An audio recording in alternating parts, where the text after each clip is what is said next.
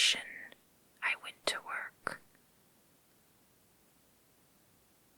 I was never kinder to the old man than during the whole week before I killed him. And every night, about midnight, I turned the latch of his door and opened it, oh so gently.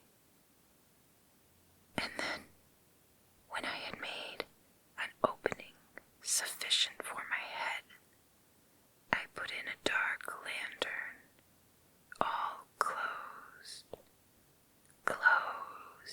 that no light shone out, and then I thrust in my head.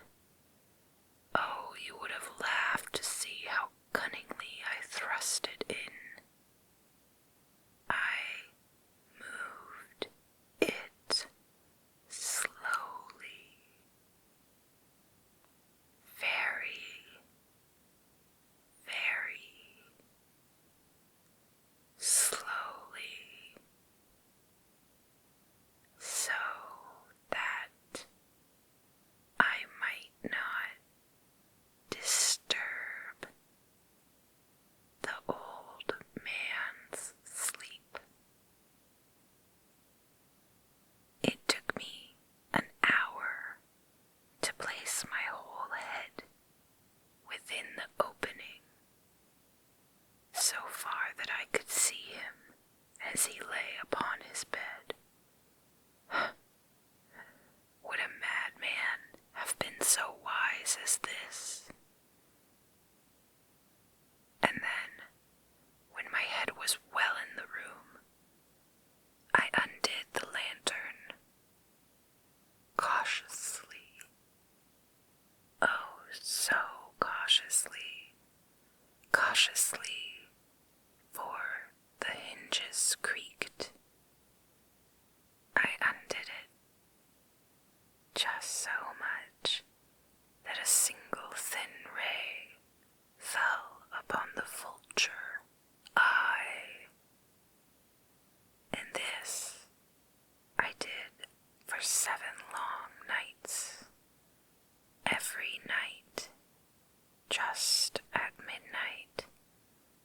But I found the eye always closed, and so it was impossible to do the work, for it was not the old man who vexed me, but his evil eye. And every morning, when the day broke, I went boldly into the chamber and spoke courageously to him, calling him by name in a hearty tone, and inquiring how he has passed the night. So you see, he would have been a very profound old man indeed to suspect that every night, just at 12, I looked in upon him while he slept. Upon the 8th night, I was more than usually cautious in opening the door. A watch's minute hand moves more quickly than did mine. Never before that night had I felt the extent of my own powers, of my sagacity. I could scarcely contain my feelings of triumph. To think that there I was, a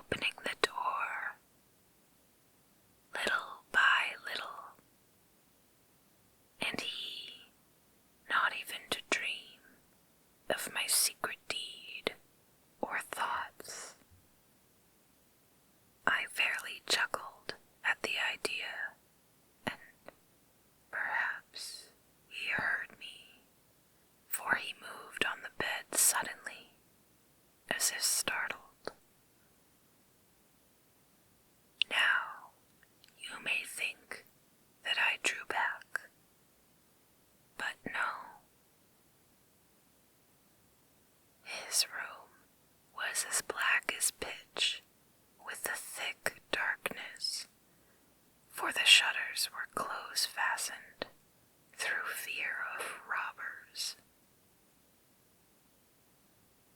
And so I knew that he could not see the opening of the door, and I kept pushing it on, steadily, steadily. I had my head in, and was about to open the lantern, when my thumb slipped upon the tin fastening, and the old man sprung up in bed, crying out, "Who's there?"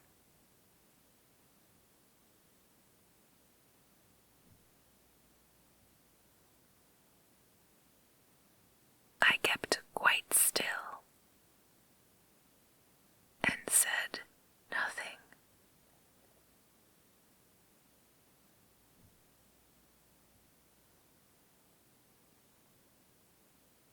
For a whole hour, I did not move a muscle. And in the meantime, I did not hear him lie down. He was still sitting up in the bed listening, just as I have done, night after night, hearkening to the death watches in the wall. Presently, I heard a slight groan, and I knew it was the groan of mortal terror. It was not a groan of pain or of grief. Oh no. It was the low, stifled sound that arises from the bottom of the soul when overcharged with awe. I knew the sound well.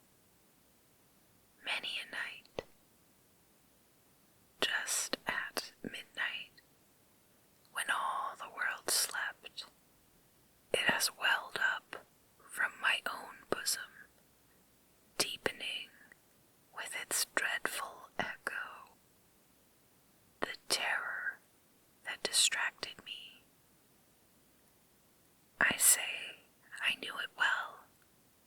I knew what the old man felt, and pitied him, although I chuckled at heart. I knew that he had been lying awake ever since the first slight noise when he had turned in the bed.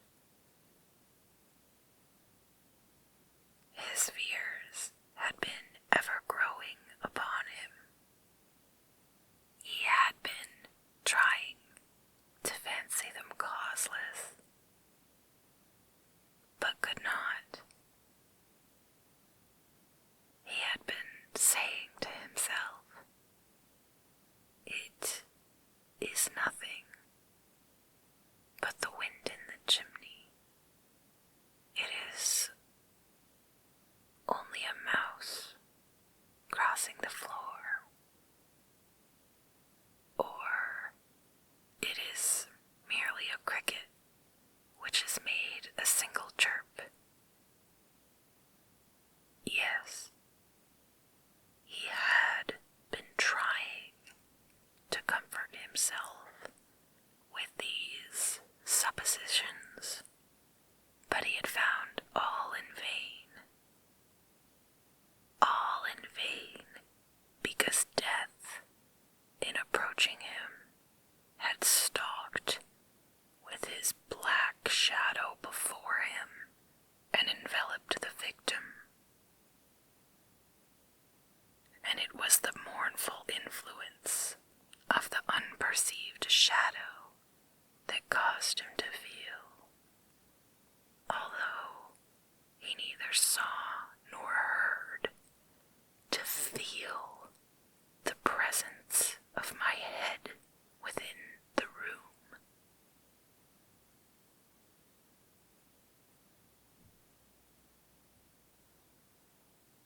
When I had waited a long time, very patiently,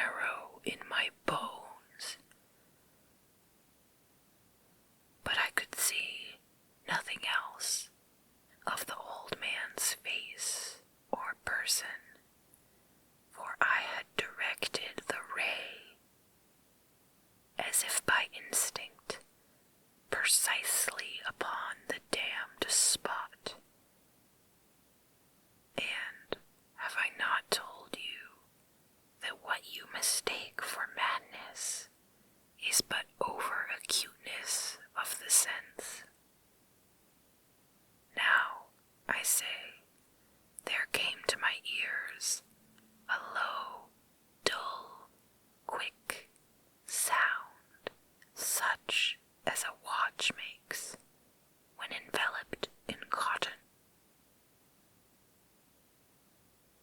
I knew that sound well, too.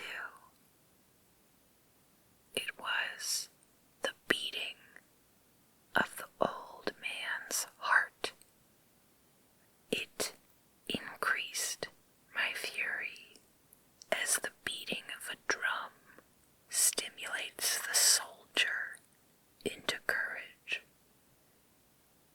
But even yet, I refrained and kept still. I scarcely breathed. I held the lantern motionless. I tried how steadily I could maintain the ray upon the eye. Meantime, the hellish tattoo of the heart increased. It grew quicker and quicker and louder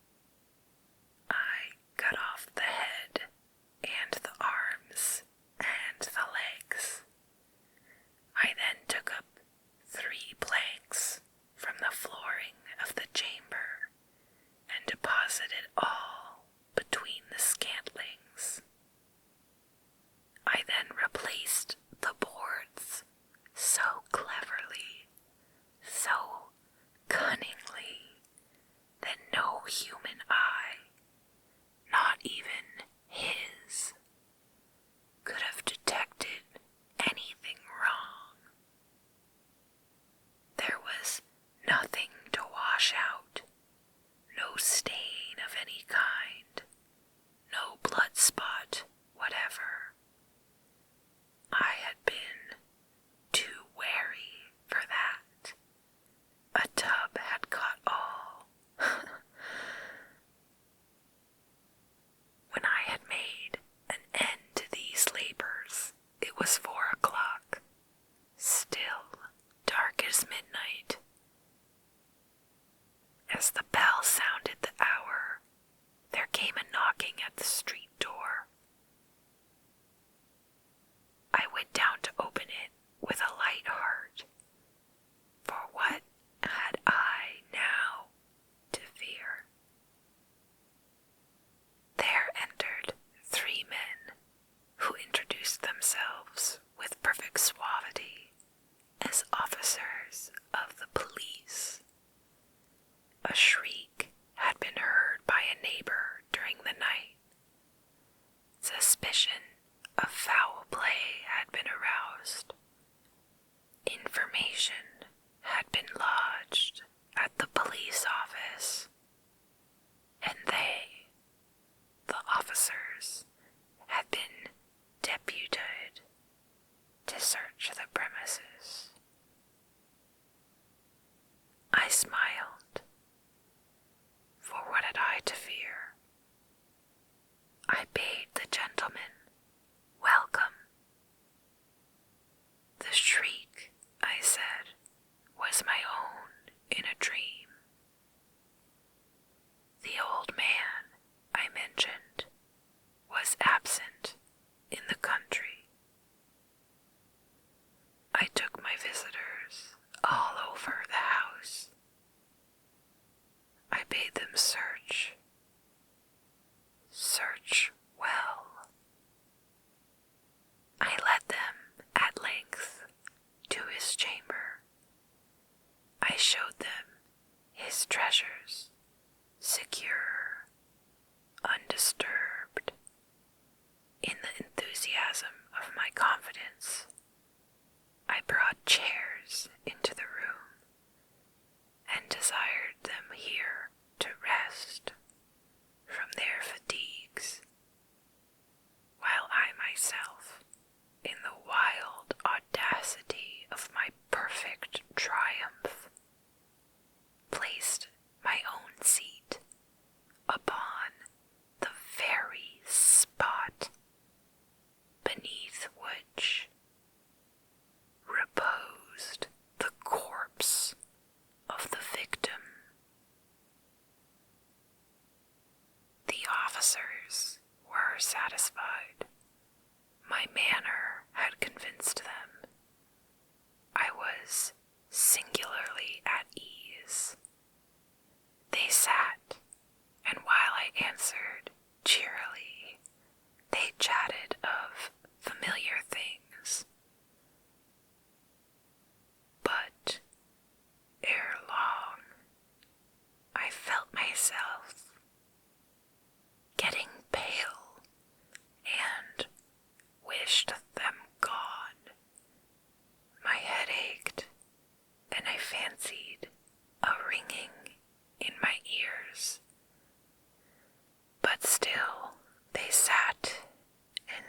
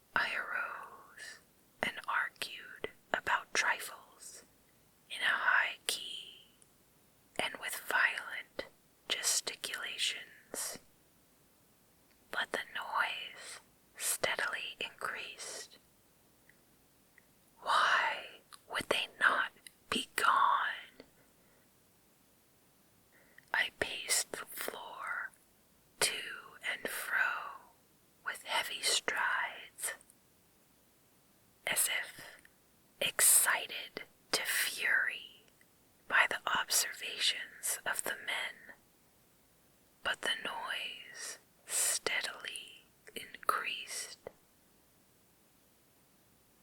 Oh God, what could I do? I foamed, I raved, I swore, I swung the chair upon which I had been sitting and grated it upon the boards. But the noise arose all over and continually increased. It grew louder, louder, louder, and still the men chatted pleasantly and smiled. Was it